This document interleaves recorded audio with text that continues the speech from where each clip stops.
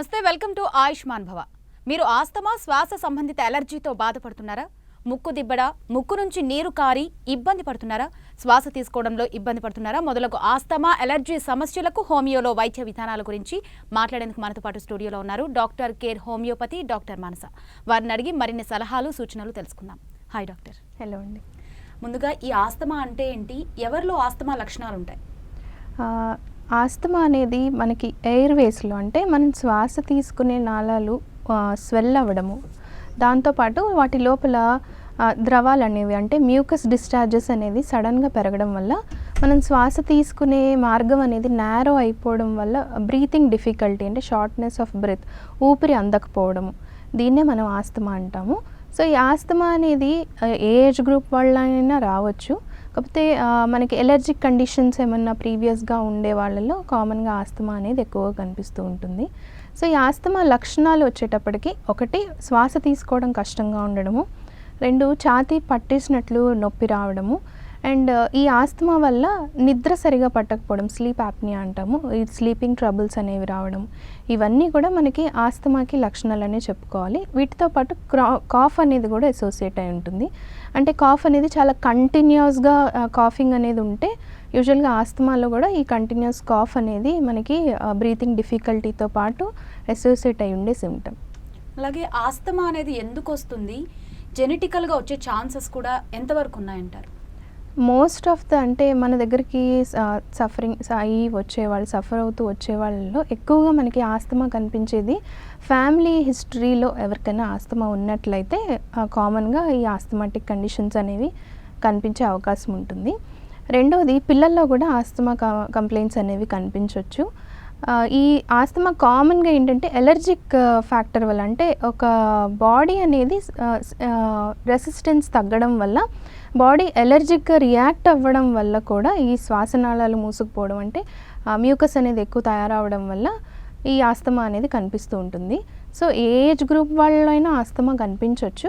కామన్గా వచ్చేటప్పటికి ఒకటి చిన్నపిల్లల్లో కనిపిస్తుందండి, ఫ్యామిలీలో మీరు అన్నట్లు ఫ్యామిలీలో ఎవరికన్నా ఉన్నా కూడా వచ్చే అవకాశం ఉంటుంది. ఇంకొకటి పెద్దవాళ్ళల్లో, సాధారణంగానే పెద్దవాళ్ళలో ఏమవుతుందంటే ఎయిర్వేస్ అనేవి నారోయింగ్ అనేది ఓల్డ్ ఏజ్ వల్ల జరుగుతుంది కాబట్టి వాళ్ళల్లో కూడా ఈ ఆస్తమా కనిపించవచ్చు. సో ఎలర్జిక్ ఫ్యాక్టర్స్ అంటే బాడీ ఇమ్యూనిటీ తక్కువగా ఉండడం వల్ల కూడా ఈ ఆస్తమా అనేది ట్రిగర్ అవ్వడము, ఆస్తమా అనేది సీజనల్గా కనిపించడము, ఇవి కామన్గా కనిపిస్తూ ఉంటాయి. ఓకే, ఏజ్తో సంబంధం లేదు అంటున్నారు డాక్టర్. కాబట్టి చిన్నపిల్లల్లో వచ్చినప్పుడు కానీ మామూలుగా పెద్దవాళ్ళకి వచ్చినప్పుడు కానీ సిమ్టమ్స్ అనేది ఏ విధంగా ఉంటుంది, ఈ సిమ్టమ్స్ని బట్టి ఆస్తమా ఉండొచ్చు అని వారు ఎప్పుడు డాక్టర్ని కన్సల్ట్ అవ్వాలి? ఒకటి బ్రీతింగ్ డిఫికల్టీ అండి. ఫస్ట్ రూల్ అవుట్ చేసుకోవాల్సిన సిమ్టమ్ ఏంటి అంటే ఆయాసం, బ్రీత్ తీసుకోవడానికి కష్టంగా ఉండడము. రెండోది పిల్లి కూతలు, అంటే శ్వాస తీసుకున్నప్పుడు వదులుతున్నప్పుడు వీజింగ్ సౌండ్స్ అనేవి రావడము. ఇంకొకటి కాఫ్ అనేది కంటిన్యూస్గా ఉండడం. ఈ మూడు అనేది ఫస్ట్ మనకి ఆస్తమా అనేది డయాగ్నోస్ అవ్వడానికి మనకి హెల్ప్ చేస్తాయి ఈ సిమ్టమ్స్ అన్నీ కూడా. సో చిన్నపిల్లల్లో కూడా ఈ సిమ్టమ్స్ అనేవి కనిపిస్తూ ఉంటాయి. ముందు అలర్జీ కంప్లైంట్స్ అనేవి అప్పర్ రెస్పిరేటరీలో అలర్జీతో సఫర్ అవుతున్న కిడ్స్ నెగ్లెక్ట్ చేయడం వల్ల, లేదా థైరాయిడ్ ఇష్యూస్ కానీ, లేదా ఫ్యామిలీలో ఎవరికన్నా ఆస్తమా లాంటి కంప్లైంట్స్ ఉన్నప్పుడు యూజువల్గా ఈ పిల్లలు ఆడుకుంటున్నప్పుడు, అంటే యూజువల్గా ఫిజికల్ యాక్టివిటీ ఎక్కువగా ఉన్నప్పుడు ఎక్సర్సైజ్ ఇండ్యూస్డ్ ఆస్తమా అంటాము. సో ఫిజికల్ యాక్టివిటీ ఎక్కువగా ఉన్నప్పుడు మిగిలిన పిల్లలతో కంపేర్ చేస్తే త్వరగా అలసిపోవడము, బ్రీత్ తీసుకోవడం కష్టంగా ఉండడము, అండ్ దగ్గు అనేది రావడము, ఈ వీజింగ్ సౌండ్ అనేది కనుక ఉన్నట్లయితే వాళ్ళకి ఆస్తమా ఉన్నట్లే మనం నిర్ధారించుకోవచ్చు. రెండవది, సహజంగా క్లైమేట్ చేంజ్ అయినప్పుడు జలుబు చేయడం అనేది వెరీ కామన్.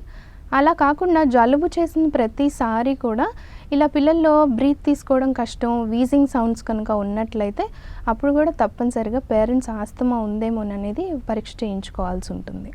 ఓకే డాక్టర్, ఆస్తమాలో రకాలు ఉన్నాయా, అసలు అవి ఏంటి? కామన్గా వచ్చేటప్పటికి మనకి ఆస్తమాలో ఒకటి ఎలర్జిక్ ఆస్తమా అంటాము. అంటే ఏ ఆరిజిన్ వల్ల వస్తుంది, అంటే ఏ రీజన్ వల్ల వస్తుంది అనే దాన్ని బట్టి కూడా మనం ఎలర్జీని ఈ ఆస్తమాని డిఫరెన్షియేట్ చేయడం జరిగింది. సో మామూలుగా చూసుకున్నట్లయితే ఎలర్జిక్ ఆస్తమా అంటే ఏమవుతుందంటే పోలెన్ గ్రెయిన్స్ వల్ల, లేదా ఇంట్లో పెట్స్ ఉండడం వల్ల, లేదా డస్ట్కి ఎక్స్పోజ్ అయినప్పుడు ఆస్తమా ట్రిగర్ అవ్వడం. రెండవది అక్యూట్ ఆస్తమా అంటాము. అక్యూట్ ఆస్తమా అంటే చాలా సివియర్గా ఆస్తమాటిక్ అటాక్ ఎపిసోడ్ అనేది రావడము, సివియర్ కాఫింగ్ ఉండడము, ఊపిరి తీసుకోవడానికి కష్టంగా ఉండడము అనేది అక్యూట్ ఆస్తమాలో జరుగుతుంది. ఇంకొకటి క్రానిక్ ఆస్తమా. క్రానిక్ ఆస్తమా అంటే ఎక్కువ రోజుల నుంచి ఆస్తమా ఉండడము, severity of the complaint 1 day 2 days అట్లాగే ఎపిసోడ్ అనేది కంటిన్యూ అయినా మరి అక్యూట్ ఆస్తమాలో ఉన్నంత సివియర్గా ఉండకపోవచ్చు, కానీ వాళ్ళ day to day activities disturb చేసేంత సివియర్గానే ఉంటుంది. ఇంకొకటి ఎక్సర్సైజ్ ఇండ్యూస్డ్ ఆస్తమా. అంటే ఎక్సర్సైజ్ చేసినప్పుడు, ఫిజికల్ యాక్టివిటీ ఎక్కువగా ఉన్నప్పుడు, పరిగెట్టినప్పుడు లేదా ఇలాంటివి ఏమన్నా ఎక్కువగా ఉన్నప్పుడు కూడా ఆస్తమా ట్రిగర్ అయ్యే ఛాన్సెస్ ఉంటాయి. సో డిపెండింగ్ అపాన్ ద ఆరిజిన్ని బట్టి మనం ఆస్తమాని యూజువల్గా కామన్గా డిఫరెన్షియేట్ చేయడం జరిగింది. ఓకే, అదేవిధంగా మామూలుగా ఆస్తమా డయాగ్నోస్ చేయడానికి ఎటువంటి టెస్ట్లు అనేది యూజ్ చేస్తారు? బేసిక్గా వచ్చేటప్పటికి మనకి డాక్టర్ దగ్గరికి, అంటే మన దగ్గరికి ఎగ్జామినేషన్కి వచ్చినప్పుడు ఫిజిషియన్ మేమే డయాగ్నోస్ చేస్తామండి. లైక్ డిపెండింగ్ అపాన్ కంప్లైంట్స్, ఏం సిమ్టమ్స్ చెప్తున్నారు. ఒకటి బ్రీత్ అందకపోవడము, కాఫ్ ఉండడము, పిల్లికూతలు రావడం, ఇవి కామన్గా మనకి ఆస్తమా అని డయాగ్నోస్ చేయడానికి. అండ్ ఏ ఏ టైంలో ట్రిగర్ అవుతుంది ఈ కంప్లైంట్, క్లైమేట్ చేంజ్ అయినప్పుడు అవుతుందా, సీజనల్గా అవుతుందా, లేదా డస్ట్కి ఎక్స్పోజ్ అయినప్పుడు అవుతుందా, లేదా ఓన్లీ నైట్ టైం ఉంటుందా, లేదా ఏదైనా పర్టికులర్ ఫుడ్ తిన్నప్పుడు కూడా ట్రిగర్ అయ్యే ఛాన్సెస్ ఉంటాయి. సో ఈ హిస్టరీని బట్టి మనం చాలా వరకు డయాగ్నోస్ చేసుకోవచ్చు. లేదు అంటే లంగ్ కెపాసిటీ టెస్ట్ చేయడం ద్వారా కూడా మనకి లంగ్ కెపాసిటీ చేసినప్పుడు, ఎక్సైల్ ఇన్హేల్ చేసినప్పుడు లేదా బ్లో చేసినప్పుడు కెపాసిటీ ఎంత లంగ్ కెపాసిటీ ఉంది అనే దాన్ని బట్టి కూడా మనం ఆస్తమా డయాగ్నోస్ చేసుకోవచ్చు. ఇంకా ఫర్దర్గా అవసరము అనుకుంటే ఇంకా further investigations like simple X-ray లాంటివి చేయించుకుని ఇది రిలేటెడ్ టు ఆస్తమానా లేకపోతే ఇంకేమైనా పల్మనరీ డిసీజెస్ ఉన్నాయా అనేది తెలుసుకోవచ్చు. ఓకే, ఫస్ట్ కాలర్ ఉన్నారు డాక్టర్. గుంటూరు నుంచి శంకర్రావు గారు. నమస్తే అండి. మేడం గారు, డాక్టర్ గారితో చెప్పండి మీ సమస్య ఏంటో. మేడం గారు, ముక్కమ్మటి నీళ్ళండి. ఓకే. లైట్ గా దగ్గండి. ఓకే. బట్ నేను మీకు గుంటూరు ఐడియా ఉందండి? చెప్పండి. గుంటూరు మీకు ఐడియా ఉందా? ఉందండి, చెప్పండి. ముద్దన రమేష్ బాబు హాస్పిటల్. ఓకే. అక్కడ చూపించాను మేడం. ఓకే. ఏదో 60-70% ఓకే. కంట్రోల్ అయింది, ఇంకా 30% ఉంది మేడం. ఓకే. ఏజ్ ఎంత అండి మీది? ఏంటండి? వయసు ఎంత? 52 అండి. ఓకే. అంటే డస్ట్ ఏమన్నా ఎక్కువ ఉంటుందా అండి? ఏంటండి? డస్ట్ అంటే కప్ అండి. ఎక్కువ డస్ట్కి ఎక్స్పోజ్ అవ్వడము, అంటే దుమ్ము అట్లాంటి వాటికి ఎక్స్పోజ్ అవ్వడం అలాంటివి ఏమైనా ఉంటాయా? లేదండి, నేను ఎస్బీఐ బ్యాంకులో ఎంప్లాయీ అండి. ఓకే.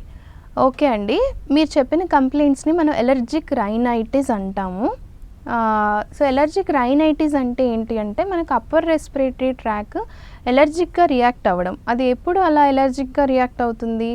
ఒకటి డస్ట్ వల్ల అవ్వచ్చు, లేదా మనం ఉండే ప్లేస్లో ఏదైనా ఎయిర్ కండిషన్ పడకపోవడం అవ్వచ్చు, లేదా ఏదైనా కనపడని డస్ట్ అనేది యూజువల్గా ఉంటుంది. సో వీటి వల్ల కూడా మీరు చెప్పినట్టు ముక్కు నుంచి వాటర్ కారడం కానీ, బ్లాక్ అవ్వడం కానీ, కళ్ళు దురద కానీ, కాఫ్ ట్రిగర్ అవ్వడం కానీ, బ్రీతింగ్ డిఫికల్టీ లేనంత వరకు మనది ఆస్తమానా కాదా అనేది డయాగ్నోస్ చేయలేమండి. సో మీకున్నదైతే మ్యాక్సిమం మీరు చెప్పిన కంప్లైంట్స్ని బట్టి ఎలర్జిక్ రైనైటిస్ అంటాము. సో మీరు ఆల్రెడీ ట్రీట్మెంట్ తీసుకున్నాను అన్నారు. సో మనకు హోమియోపతిలో కూడా మంచి ట్రీట్మెంట్స్ ఉన్నాయండి. ఒకసారి మన గుంటూరులో కూడా బ్రాంచ్ ఉంది, లేదా ఆన్లైన్లో కూడా మన డాక్టర్స్ అవైలబుల్ ఉన్నారు. ఒకసారి మీరు కన్సల్ట్ అవ్వండి, మీ కేస్ అంతా కూడా హిస్టరీ అంతా చెప్పండి, దాన్ని బట్టి ఏంటి ప్రాబ్లం అనేది డయాగ్నోస్ చేస్తాం. నెక్స్ట్ కాల్ ఉన్నారండి, ఖమ్మం నుంచి విష్ణు గారు. విష్ణు గారు, మీ సమస్య ఏంటో డాక్టర్ గారితో చెప్పండి. మేడం చెప్పండి విష్ణు గారు. మేడం, నాకు 1 year నుంచి గొంతులో కఫం ఉంటుంది మేడం. ఓకే. మామూలుగా డాక్టర్ చూపిస్తే టాబ్లెట్స్ వాడినా కానీ తగ్గట్లేదు మేడం. ఓకే. ఆ గొంతులో వస్తుంది మేడం, కఫం వస్తుంది. ఓకే. అది ఎలా? అంటే స్ఫుటం ఏ కలర్లో ఉంటుందండి? అంటే మామూలుగా ఉమ్మిలాగానే ఉంటుందండి, వైట్లోనే ఉంటుంది madam. Okay. Okay. Okay Vishnu గారు, మీరు చెప్పింది ఎలర్జిక్ కాఫే అండి. కాకపోతే ఈ ఎలర్జిక్ కాఫ్ రావడానికి ఇందాక చెప్పినట్లు మనం ఉండే ఏరియాలో ఏదన్నా మనం పీల్చే గాలిలో ఏదన్నా పడనిది ఉన్నప్పుడు అది ఎలర్జిక్గా మన బాడీ రియాక్ట్ అవ్వడము, అది బయటికి పంపించేయడానికి బాడీ చేసే ప్రయత్నమే కఫం తయారవడము, అది కాఫ్ ద్వారా బయటకు వచ్చేయడము. సో ఇది మీకు దేనివల్ల బాడీ ఎలర్జిక్గా రియాక్ట్ అవుతుందనేది చూసుకోవాలండి. ఇంకొకటి, ఒకవేళ అప్పుడప్పుడు ఎల్లోయిష్గా రావడము, ఇవన్నీ మనకి ఇండికేషన్ ఇన్ఫెక్షన్ ఉన్నట్లు. లేదా క్రానిక్ సైనసైటిస్ ఉన్న వాళ్ళలో కూడా పోస్ట్ నాసల్ డ్రిప్పింగ్ అంటాము. దీనివల్ల కూడా గొంతులో కఫం తయారవడము, దగ్గు వల్ల బయటకు రావడం ఇవన్నీ ఉంటాయి. సో విష్ణు గారు ఒకసారి జస్ట్ ఎక్స్రే చేయించండి, పిఎన్ఎస్ అంటాము, ఫేస్ ఎక్స్రే చేయించండి. దాని ద్వారా మనకి ఓన్లీ ఎలర్జిక్ కాఫా లేకపోతే సైనస్ కూడా ఉందా అనేది తెలుస్తుంది, సైనసైటిస్ కూడా ఉందా లేదా అని తెలుస్తుంది. మీరు ఈ టెస్టులు చేయించుకునైనా ఒకసారి మన డాక్టర్స్ని కలవండి, లేదంటే డైరెక్ట్గా సంప్రదించినా కూడా జస్ట్ ఫిజికల్ ఎగ్జామినేషన్ చేసైనా చెప్తారు మీకు. ఓకే డాక్టర్, ఇప్పుడు మనం కాలర్స్ కూడా చూసాం, ముక్కులోంచి వాటర్ కారడం కానీ కఫం కానీ, ఈ అలర్జీస్ అంటే ఏంటి, ఎందుకు వస్తాయంటారు అసలు? ఎలర్జీ అనేది అసలు ఎలర్జిక్ సబ్స్టెన్సెస్ అనేవి మన బాడీకి సూట్ అవ్వని సబ్స్టెన్స్కి, పదార్థానికి ఎక్స్పోజ్ అయినప్పుడు మన బాడీ చూపించే రియాక్షన్ ఎలర్జిక్ రియాక్షన్ అంటాము. సో ఎలర్జిన్స్ ఆర్ ఎలర్జిక్ సబ్స్టెన్సెస్ అనేవి చాలా ఫామ్స్లో ఉంటాయి. అంటే లైక్ అప్పటి వరకు పడినవి కూడా సడన్గా ఆల్ ఆఫ్ ఎ సడన్ మన బాడీ ఇమ్యూనిటీ చేంజ్ అవ్వడం వల్ల, రెసిస్టెన్స్ తగ్గడం వల్ల కూడా మన బాడీ అది యాక్సెప్ట్ చేయదు. సో రెగ్యులర్గా మనం తిరిగే ప్లేస్ అయినప్పటికీ కూడా ఆ పర్టికులర్ ఎన్విరాన్మెంట్ అనేది మనకు సూట్ అవ్వకపోవడం వల్ల ఈ ఎలర్జిక్ కంప్లైంట్స్ అనేవి, అంటే ఎలర్జిక్ రైనైటిస్ని తీసుకుంటే మనకి ముక్కు నాజల్ క్యావిటీలో ఎలర్జిక్ కంప్లైంట్స్ అనేవి సిమ్టమ్స్ని చూపిస్తాయి.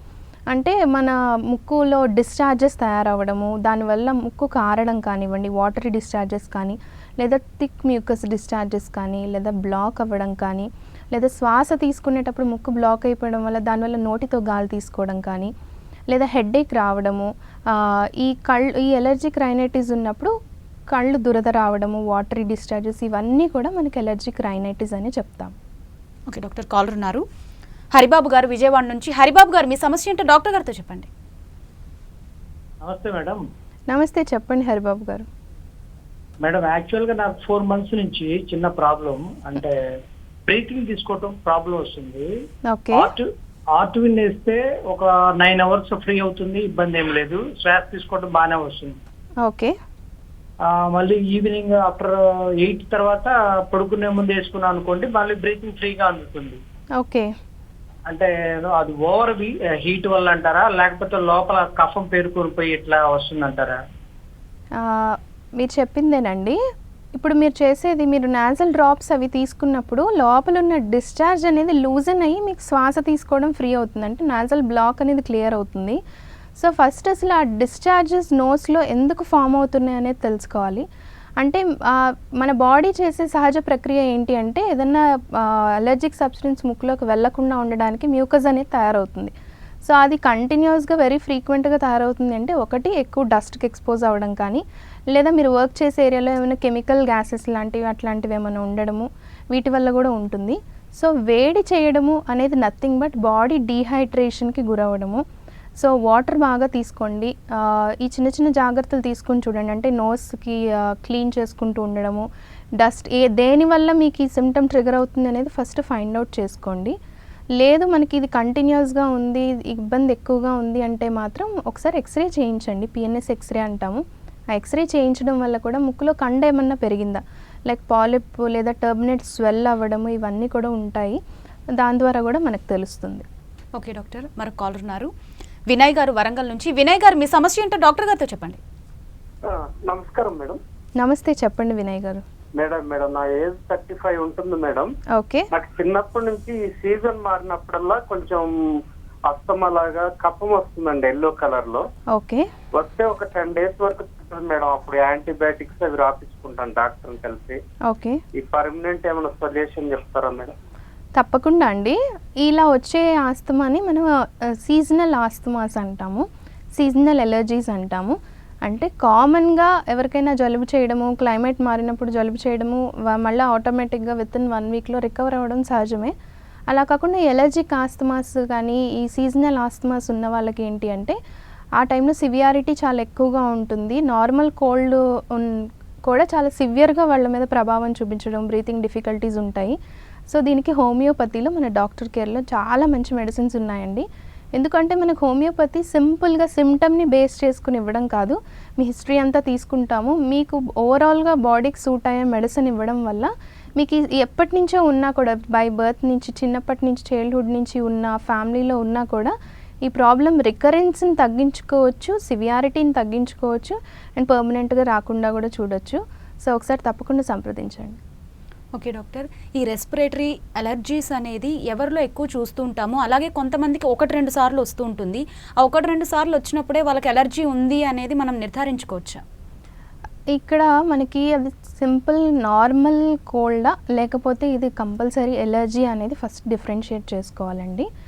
ఎక్స్ట్రీమ్ క్లైమేటిక్ కండిషన్స్కి ఎక్స్పోజ్ అయ్యారు, లేదా ఎక్కువ డస్ట్కి ఎక్స్పోజ్ అయ్యారు, లేదా ఏమైనా కెమికల్ గ్యాసెస్కి ఎక్స్పోజ్ అయ్యారు, అలాంటప్పుడు కనుక బాడీ అలా రియాక్ట్ అవుతుంది అంటే అది వెరీ కామన్.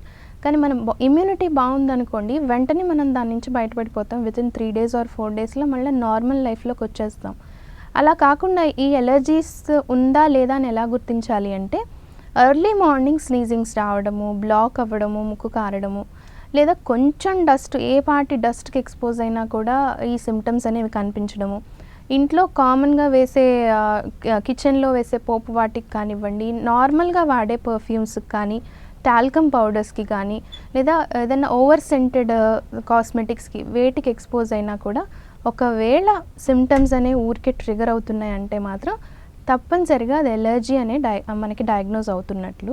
సో ఫస్ట్ ఇన్ని సంవత్సరాల నుంచి లేనిది ఇప్పుడు ఎందుకు బాడీ ఇలా ఎలర్జిక్గా రియాక్ట్ అవుతుంది అంటే, బాడీలో జరిగే చేంజెస్ లైక్ ఇమ్యూనిటీ తగ్గడం అవ్వచ్చు, లేదా రీసెంట్గా ఏదన్నా క్రానిక్ డిసీజ్ లైక్ డయాబెటీస్ కానీ, థైరాయిడ్ కానీ అలాంటివి ఏమన్నా ఉండి అవి కంట్రోల్ లేకపోయినా కూడా బాడీ ఇమ్యూనిటీ తగ్గి ఇలాంటి ఎలర్జీస్ అనేవి కనిపిస్తూ ఉంటాయి.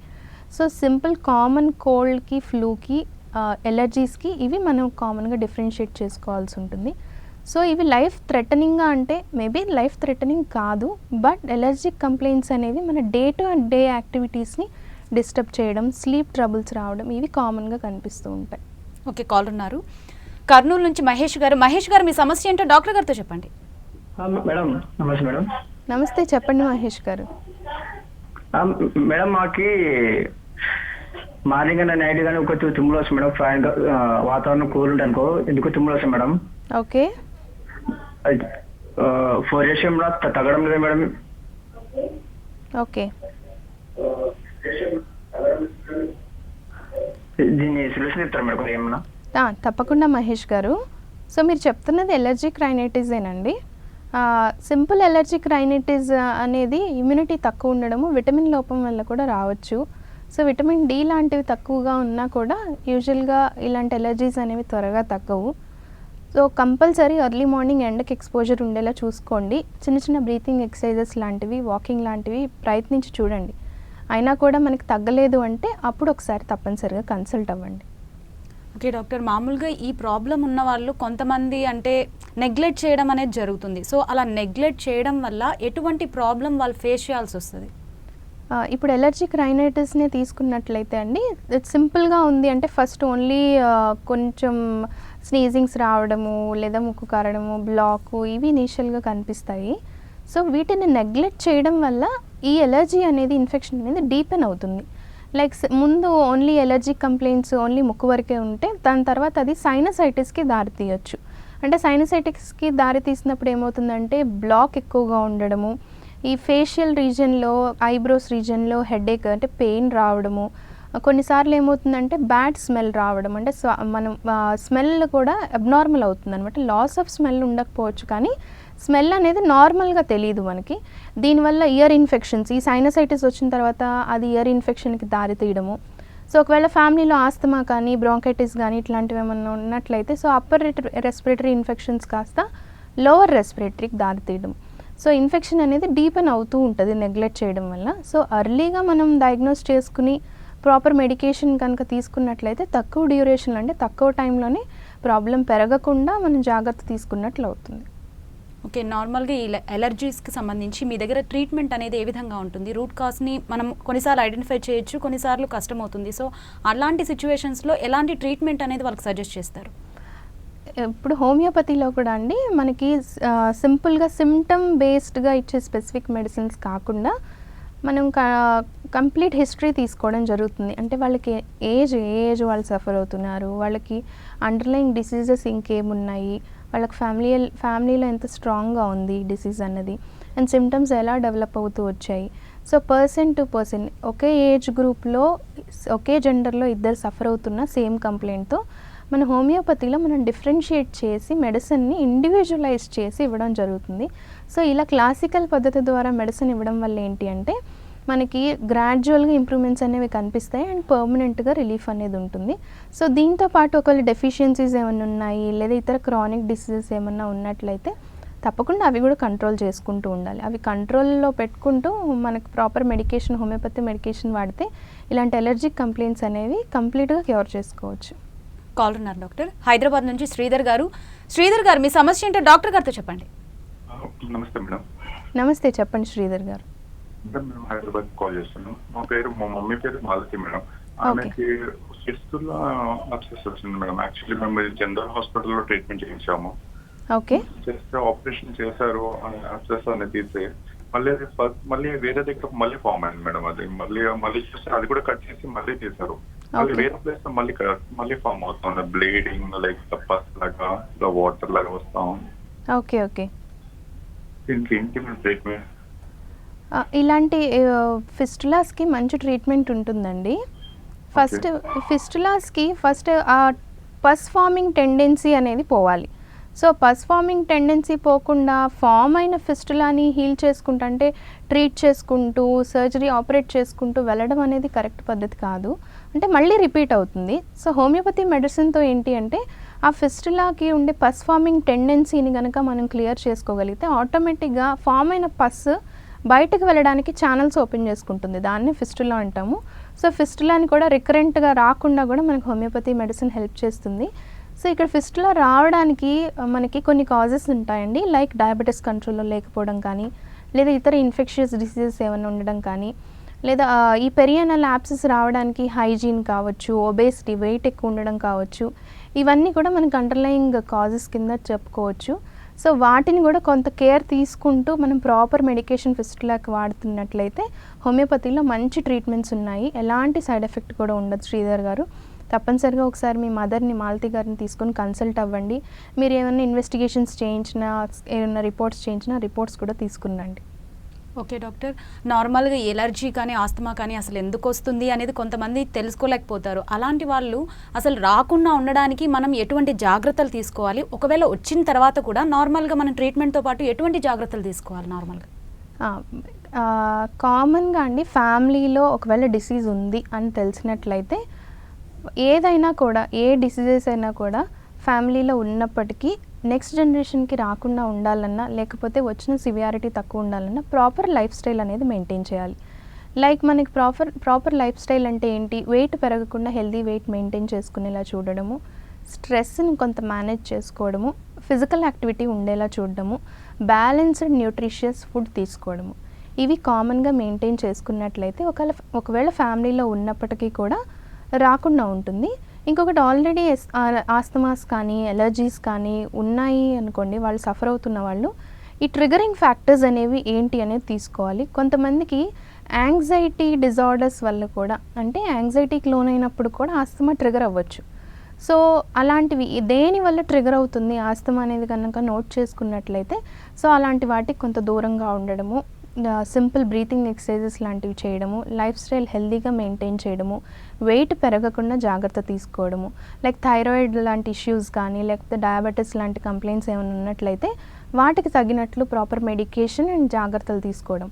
ఇవి కనుక చేసినట్లయితే ఆల్రెడీ ఉన్న వాళ్ళైనా సిమ్టమ్స్ అనేవి చాలా తక్కువగా ఉంటాయి, ఎపిసోడ్ తక్కువగా ఉంటుంది.